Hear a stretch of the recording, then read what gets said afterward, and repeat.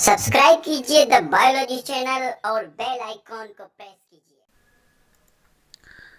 जी dear student, next जो nucleus का part है वो है न्यूक्लियोलस। अगर न्यूक्लियस के अंदर हम एक स्फेरिकल गोल स्ट्रक्चर देखेंगे तो उसको हम न्यूक्लियोलस कहेंगे। ये जो न्यूक्लियोलस है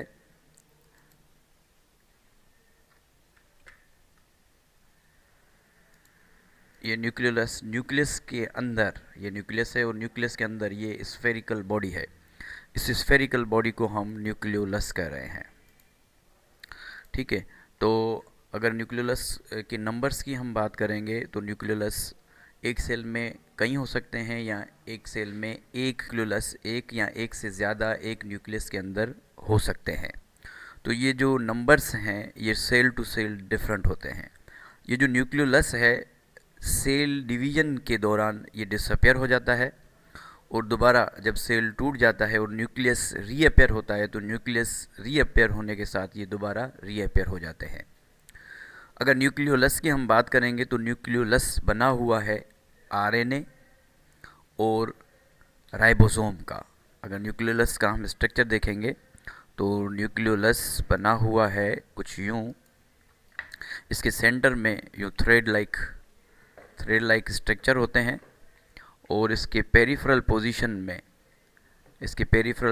में जो है सब यूनिट राइबोसोम के होते हैं। तो ये बना हुआ है राइबोसोम का और आरएनए का। और ये जो राइबोसोम है ये सिंथेसिस भी न्यूक्लियोलस से होते हैं। जो नेक्स्ट स्ट्रक्चर होता है न्यूक्लियस के अंदर वो है क्रोमेटिन नेटवर्क या जिसको न्यूक्लियर रेटिक्यूलम कहते हैं।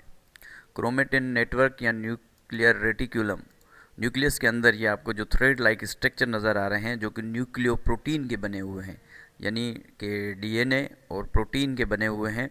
ये जो थ्रेड लाइक स्ट्रक्चर्स हैं इनको हम क्रोमेटिन नेटवर्क कहते हैं।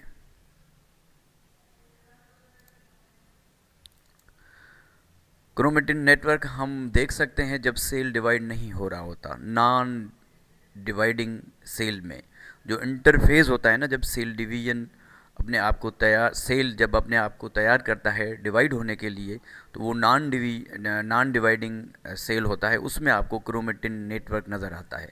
जब सेल डिवाइड होने लगता है तब ये टूट के ब्रेक होके ये क्रोमोसोम बनाते हैं। ये जो क्रोमेटिन नेटवर्क है ये बना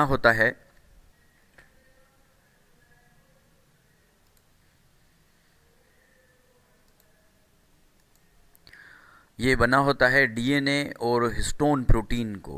डीएनए और हिस्टोन प्रोटीन का बना होता है, यानी कि डीएनए न्यूक्लिक एसिड है और प्रोटीन जो है वो इसमें अमाइनो एसिड होते हैं, polypeptide chain of amino acid है। तो इन दोनों को मिला के हम कहेंगे कि ये बना है न्यूक्लियोप्रोटीन का। जब सेल डिवीजन होती है तो ये नेटवर्क टूटता है, ब्रेक डाउन होता है पीसीज में, जो कि थ्रेड लाइक स्ट्रक्चर पीसीज होते हैं। और ये जो पीसीज हैं थ्रेड लाइक स्पेसिफिक जो थ्रेड्स हैं ये कॉइल होते हैं और इनमें कंडेंसिएशन का प्रोसेस होता है और ये बन जाते हैं क्रोमोसोम्स। ये आपको जो नज़र आ रहे हैं ये वाले क्रोमोसोम्स हैं। तो ये क्रोमोसोम्स बन कहाँ से रहे हैं? इस क्रोमेटिन नेटवर्क से। ये क्रोमेटिन नेटवर्क्स, ये जो धागे हैं ये टूटते हैं और ये धागे बना देते हैं एक स्ट्रक्चर जिसको हम कहते हैं क्रोमोसोम। अच्छा, क्रोमोसोम जो कि थ्रेड लाइक स्ट्रक्चर है, जो कि हाईली कंडेंस जो क्रोमेटिन मटेरियल है, और ये हम देख सकते हैं इन क्रोमोसोम को सेल डिवीजन के दौरान। जो क्रोमोसोम है वो इसके अगर हम बिगनिंग में देखेंगे तो इसके अंदर दो थ्रेड्स हमें नज़र आते हैं जो कि एक ही सेंट्रोमेयर पे अटैच होते हैं। ये जो दो थ्रेड्स हैं, ये जो दो धागे हैं एक सेंट्रोमेयर पे अटैच हैं, इन दोनों को हम क्रोमेटिड कहते हैं और इन्हीं को हम आर्म्स कहते हैं। दो क्रोमेटिड एक ही सेंट्रोमेयर पे हैं, ये देख सकते हैं दोनों, एक ये एक दूसरा ये, एक ही सेंट्रोमेयर पे हैं, इसलिए इस क्रोमेटिड को हम सिस्टर क्रोमेटिड कहेंगे।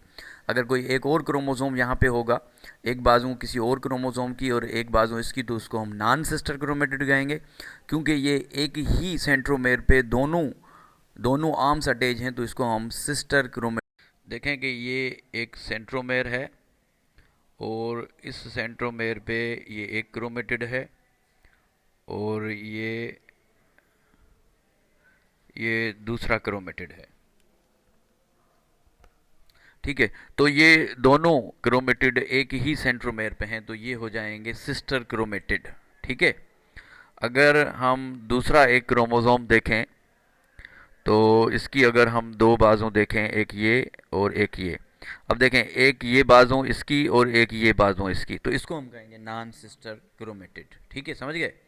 तो आगे हम मज़ीद इस पर हम डिस्कस करते हैं। तो नॉन सिस्टर क्रोमेटिड और सिस्टर क्रोमेटिड में आपको पता चल गया। अब ये जो सेंट्रोमेयर है ना, इस सेंट्रोमेयर को हम प्राइमरी कंस्ट्रक्शन भी कहते हैं। ठीक है, क्या कहते हैं? प्राइमरी कंस्ट्रक्शन, और इसी ही को हम सेंट्रोमेयर कहते हैं। जहाँ पे ये दोनों बाजू आके अटैच हो, इस पॉइंट को, इस पोर्शन को, जिस जगह पे दोनों आर्म्स आके अटैच हुई हैं या दोनों क्रोमेटिड अटैच हुए हैं, इस पॉइंट को हम कहते हैं सेंट्रोमेयर। और इसी सेंट्रोमेयर के अंदर एक और डिस्क शेप प्रोटीन होती है। यहाँ पे इसके अंदर एक और डिस्क शेप प्रोटीन होती है जिसको हम कहते हैं काइनेटोकोर। इसके अंदर एक और प्रोटीन होती है जिसको हम काइनेटोकोर कहते हैं। ठीक है, तो ये आप स्ट्रक्चर देख सकते हैं। ये सोलेनॉइड क्रोमेटिन फाइबर्स हैं जो कि एक वायर जो है, साइलेंड्रिकल वायर है, जो कि कॉइल है किस पे, स्टोन प्रोटीन के ऊपर। स्टोन प्रोटीन के ऊपर ऐसे कॉइलिंग है, क्या? डीएनए। तो अगर हम बात करेंगे क्रोमोसोम की, तो क्रोमोसोम बने हुए हैं आरएनए, स्टोन प्रोटीन और डीएनए के। मज़ीद अगर हम क्रोमोसोम्स को देखेंगे, ये जो क्रोमोसोम एक गाड़ी है जो कि जेनेटिक मटेरियल को लेके जा रही है, और जेनेटिक मटेरियल डीएनए है, और डीएनए का एक स्मॉलेस्ट पोर्शन उसको हम कहते हैं जीन। तो अगर हम क्रोमोसोम की बात करें तो क्रोमोसोम में हेरिडिटी यूनिट्स मौजूद हैं जिनको हम जीन्स कहते हैं। हेरिडिटी यूनिट्स वो हैं जो कि ट्रांसफ़र होते हैं एक जनरेशन से दूसरे जनरेशन में, जिसको कि हम जीन्स कह रहे हैं। वो करेक्टर जो ट्रांसफ़र हो एक जनरेशन से दूसरी जनरेशन में, इनको हम हेरिडिटी इन्फॉर्मेशन कहते हैं। जैसे आँखों का कलर हो गया, हाइट हो गई, ठीक है ना। तो ये आप इंटर में इंशाल्लाह मेंडल के जब कवानीन पढ़ेंगे तो अच्छा समझ लेंगे। जिस जगह पे जीन्स मौजूद हैं, जिस लोकेशन पे जीन मौजूद हैं, फॉर एग्जांपल यहाँ पे जीन मौजूद है और एक जीन यहाँ पे मौजूद है, तो जिस जगह पे जीन्स मौजूद हैं उस पोर्शन को या उस जगह को हम कहेंगे लोकस। क्या कहेंगे? लोकस। और इसका प्लूरल होगा लोसाई। ठीक है, जो दो जगह देखेंगे तो उसको लोसाई कहेंगे। तो क्रोमोसोम एक गाड़ी है जो कैरी करती है किसको? जेनेटिक मटेरियल को एक जनरेशन से दूसरे जनरेशन में। ठीक है, अगर क्रोमोसोम्स के नंबर्स की बात करेंगे तो स्पीशीज़ टू स्पीशीज़ ये डिफरेंट है। वेरी मीन्स डिफरेंट, वेरे हैं from species to species. For example अगर फ्रूट फ्लाई में देखेंगे तो इसमें क्रोमोसोम नंबर 8 है। ठीक है, अगर हम देखेंगे स्वीट पी में तो इसमें क्रोमोसोम्स के नंबर 14 है। अगर हम कॉर्न्स में देखेंगे तो इसमें 20 है। अगर हमारे हर एक सेल के न्यूक्लियस के अंदर हम नंबर ऑफ़ क्रोमोसोम्स देखेंगे तो 46 नंबर ऑफ़ क्रोमोसोम है। कितने? 46। अगर हम इन क्रोमोसोम्स को अगर हम क्लासीफाई करें बेस्ड ऑन द शेप के, इनकी शेप कैसी है और सेंट्रोमेयर की पोजीशन कैसी है, कहाँ पे सेंट्रोमेयर मौजूद है, ये जो सेंट्रोमेयर है किस जगह पे मौजूद है, उस हिसाब से हमें 4 अक़साम नज़र आती हैं किसकी? क्रोमोसोम्स की। एक है मेटासेंट्रिक, जिसमें क्रोमोसोम्स की जो आर्म्स हैं वो इक्वल होती हैं और सेंट्रोमेयर जो है एग्जैक्ट सेंटर पे होता है। अगर इसको तस्वीर को देखेंगे तो मेटासेंट्रिक दोनों आर्म्स जो हैं ये इक्वल हैं और सेंट्रोमेयर जो है बिल्कुल सेंटर पे है। कहाँ पे है? सेंटर पे है। सब मेटासेंट्रिक को देखेंगे तो क्रोमोसोम स्लाइटली जो है इसकी आर्म्स जो है वो क्या है? अनइक्वल है, थोड़ी सी अनइक्वल है। और सेंट्रोमेयर को अगर देखेंगे तो थोड़ा सा दूर है, कहाँ से? सेंट्रोमेयर से। अगर इस सेकंड तस्वीर को आप देखेंगे तो इसको कहते हैं सब मेटासेंट्रिक। क्या कह रहे हैं? सब मेटासेंट्रिक कह रहे हैं। ठीक है, तो ये आप देख सकते हैं कि ये जो है सेंट्रोमेयर बिल्कुल सेंटर पे है और ये दोनों आर्म्स जो हैं इक्वल हैं, मगर ये थोड़ा सा सेंटर से दूर है, तो इसलिए कहेंगे कि स्लाइटली ये अवे फ्रॉम द सेंटर है, थोड़ा सा ऊपर है। तो इसमें दोनों आर्म्स थोड़ी सी अनइक्वल है, ज़्यादा नहीं है। यहाँ पे इसमें इक्वल है, जिसमें इक्वल आर्म्स होंगी उसको मेटासेंट्रिक कहेंगे, जिसमें अनइक्वल होंगी, स्लाइटली अनइक्वल होंगी, तो उनको क्या कहेंगे, सब मेटासेंट्रिक कहेंगे। नंबर जो 3 है जिसको हम एक्रो या सब टीलोसेंट्रिक कहते हैं। ठीक है, इसमें क्या होता है कि आर्म्स एक जो है वेरी लॉन्ग होती है और एक जो है वो वेरी शॉर्ट होती है। एक आर्म बड़ी होती है और एक छोटी होती है। और सेंट्रोमेयर जो है जहाँ पे दोनों आर्म्स कनेक्ट होती हैं, ये सेंटर से दूर होता है। अब अगर इस तस्वीर को देखेंगे, देखें एक आर्म ये बहुत बड़ी है और एक आर्म ये छोटी है, और ये जो सेंट्रोमेयर है यहाँ से अगर सेंटर निकालेंगे तो सेंटर से ये बहुत दूर है। तो ऐसे क्रोमोसोम्स को हम कहेंगे एक्रोसेंट्रिक। क्या कहेंगे? एक्रोसेंट्रिक। नंबर जो 4 है, नंबर 4 जो है